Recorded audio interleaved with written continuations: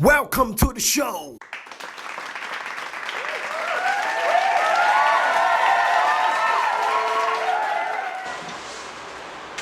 Hello everyone, how's everybody doing today? Welcome to another episode of the Talk with Mr.LIL. How's everybody doing? Today we are going to talk about a topic that has been, it's been a topic I've been pretty much been cooking up for the last couple of weeks. Just been looking for a way to be able to present to everybody. So what we're going to talk about is I want to talk about body count. So in case everybody's wondering what is body count. Body count is pretty much like how many people have you as some kind of sexual relationship with. So body count. So how important is body count?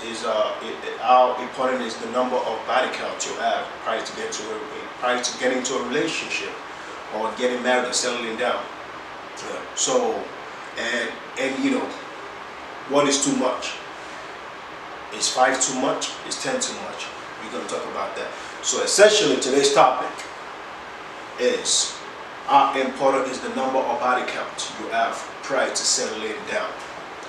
So body counts, So one of the biggest things is people try to when you're not in a relationship, one of the things people essentially always try to think about is body count. Like they're like, okay, so I don't want to increase my body count. I don't want to have too much body count. People I've even seen people actually just when they're not in a relationship anymore, in order to reduce that body count, they go back to they hook up with that ex because for some reason they're thinking going back to my ex is the way of me not increasing my body count and just pretty much just trying to stay stay below that number before you become we're not gonna say that word. But yeah. So how important is body count? So are you able to and when it comes to body counts, what is the average number and what is the okay number?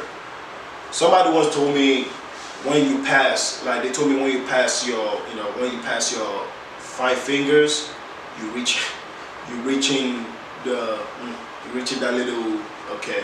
Then when you pass your second fingers, okay, now you're pushing it. So what happens when you pass both fingers? I guess you better start counting your toe fingers. Then now you're really pushing it.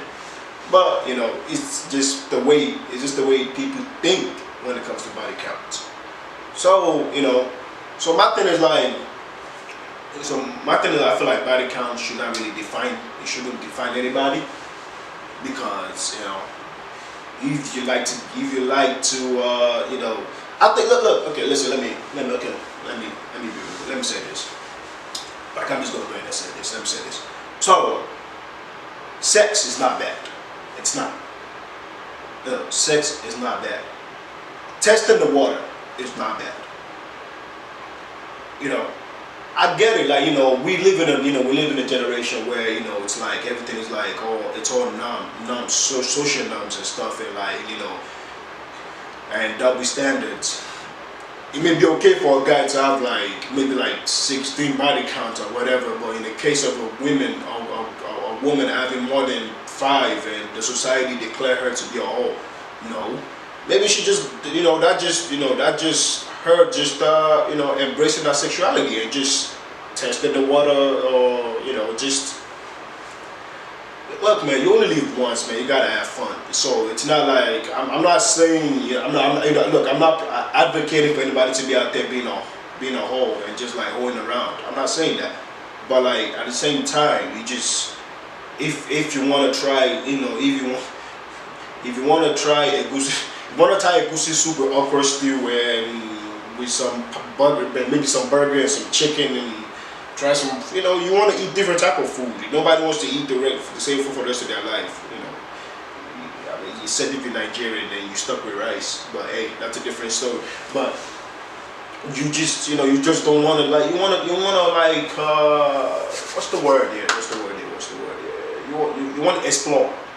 You know, you want to just like be able to like get out there. And you know, sometimes too, you want to get practice. You know, you want to see different side of things. You know, the same reason why sometimes before somebody settle down, you try to not necessarily go through all the races, but like, you know, you try to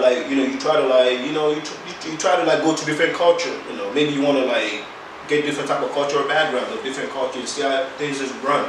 And you know, maybe you like to just maybe you want to compare the sex from one culture to the other culture. So you want to be like, oh, okay, I have sex with this culture and I have sex with that culture.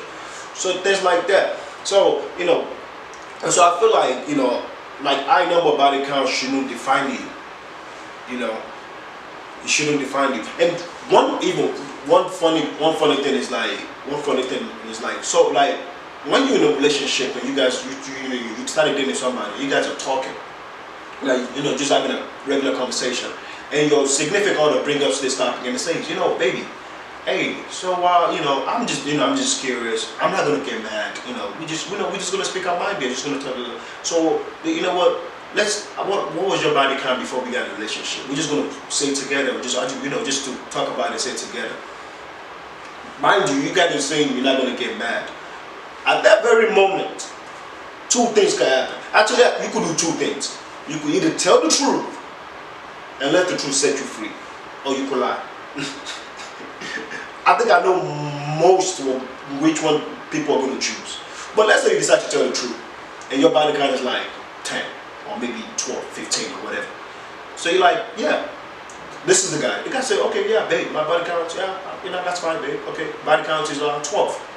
And the girl goes, okay, yeah, my body count is 15.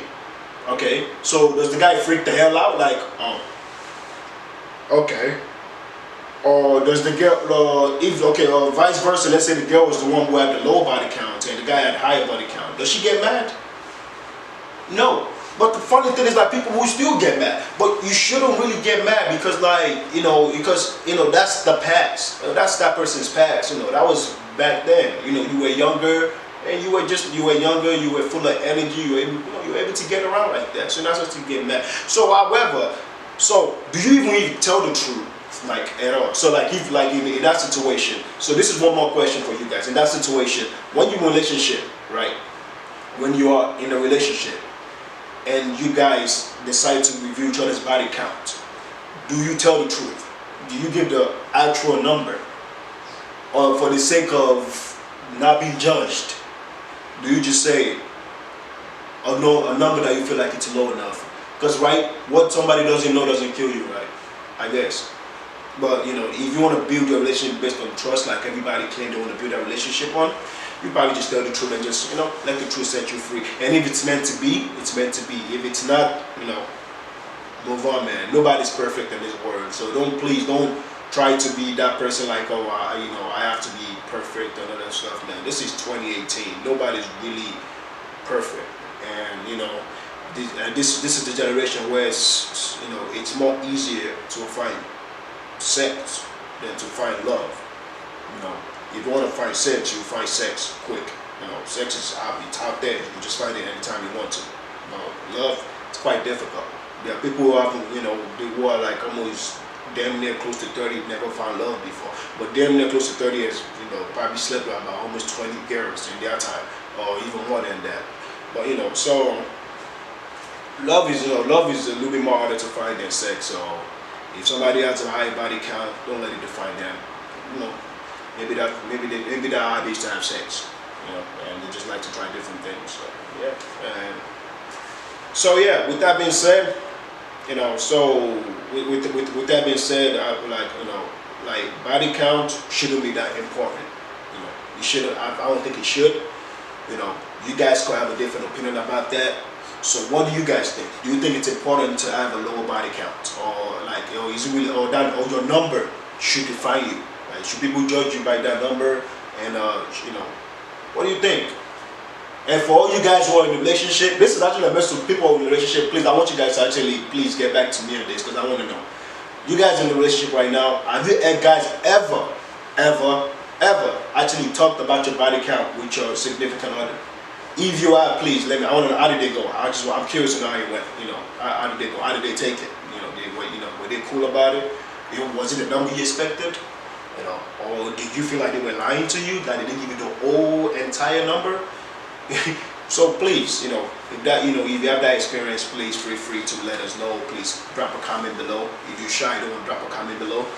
We know, like I always say, send us an email.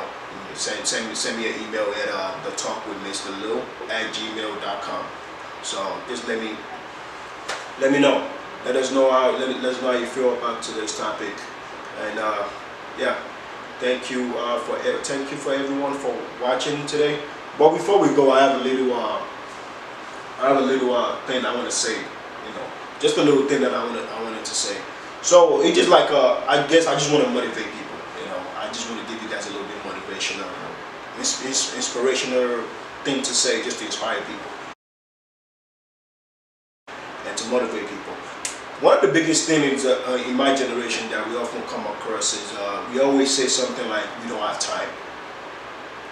So if that's an habit of yours that you always say you don't have time, look, there is 24 hours in a day. If you work 8 hours at work, do the math, you still have time left. So don't say you don't have time, because you could always make time for things you want to do in life. When you really want to do something, you make time. When you don't want to do something, what do? You make excuses. Don't make excuses. Make time for things you really want to do. If you want to do something, this is the year you say you want to do something. This is my focus. This is what I want to do. Go out there, make time. Stop lying behind that excuse of, "I don't have time." You always have time. Time is money, remember that, but you always have time. So please don't tell me you don't have time. If you really, really want to do something, you make time for it, not excuses. Don't put the barrier in front of you, move the barrier, and proceed in life. Stop putting obstacles in front of yourself. Saying "I don't have time" is putting an obstacle in front of yourself. Make time. Don't make excuses. Thank you very much for watching another episode of The Talk with Mr.LIL today. Thank you very much. Trying to encourage everybody who hasn't subscribed to the page to go subscribe to the page. You know, subscribe. Go below and click on subscribe. And if you like our topic and you're free to share our topic too, you know, just go below, click on the share button. You can either share it to Facebook, share, send it to somebody on WhatsApp, and even tweet it. If you would like to do that, please we encourage you guys to share the topic. You know, the more people, if you feel like this message, you feel like somebody can relate to it, essentially tag the person. Just send it to them. Like, "Oh, I want you to watch this, to get this message." So please share, subscribe, and also like. So like, share, subscribe, please. We're urging you guys to do that. And I would like to say again, thank you guys for watching. And remember, make time, don't make excuses. Have a good day. Bye. Even though you went MIA, I made a note to make you mine one day. Make you mine one day. Girl, we gotta work out the playlist. Tryna be the top of your playlist. Tryna be the top of your playlist. Girl, we gotta work out the playlist.